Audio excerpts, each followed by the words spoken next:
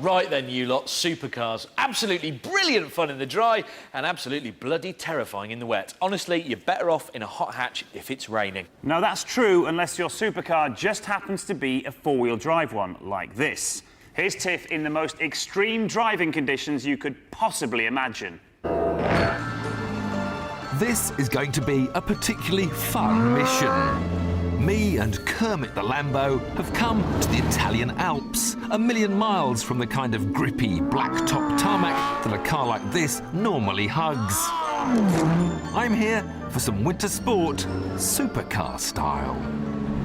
This is the Lamborghini Gallardo LP560-4, the most powerful Gallardo ever.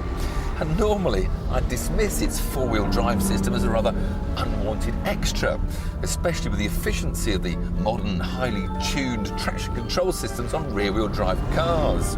But I'm heading for somewhere now where I think this car might just shine.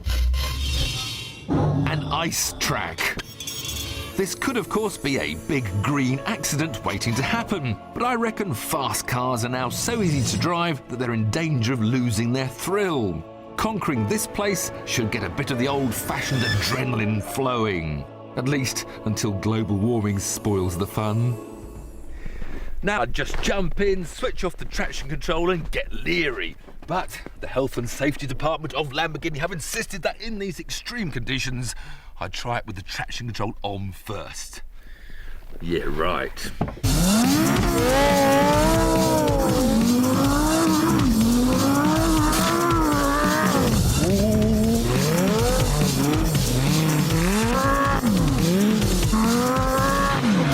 Okay, all right, okay. I've had my fun. I should now do what Lamborghini wanted, so we come out of Corsa mode, put the ESP back on, and go to totally normal Lamborghini driving.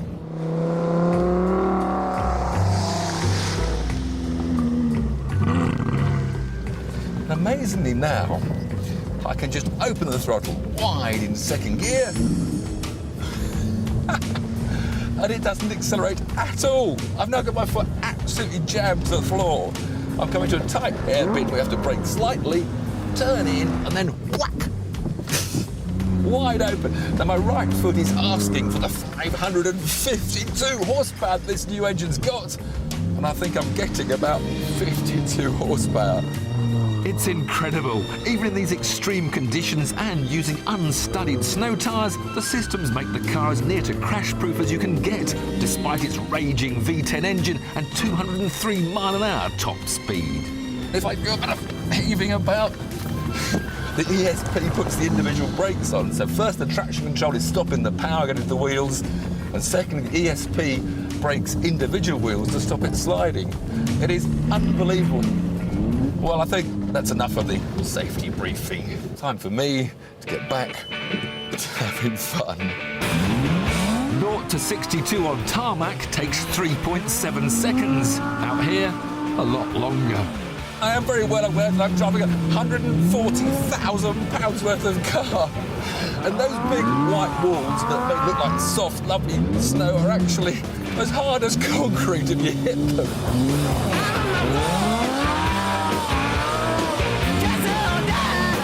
Now, where this four-wheel drive helps you so much in these conditions is that when you power it into a corner, first the rear goes out, which you want, but then the power goes to the front wheels, they spin up, but it actually straightens the car up. Whereas with rear-wheel drive, you just end up facing where you came. Now, this may look like quite a relaxing experience. I see skies of blue, but it isn't. I tell you, this is very hard work. And every lap I do on this little track, the surface gets icier and icier. But getting this power down is quite an art. I'm flicking between second and third gear. Second gear is all wheel spin and not so much movement. Third gear, I can get a bit more speed up, but then the transition from one way is overseeing the other is a bit faster.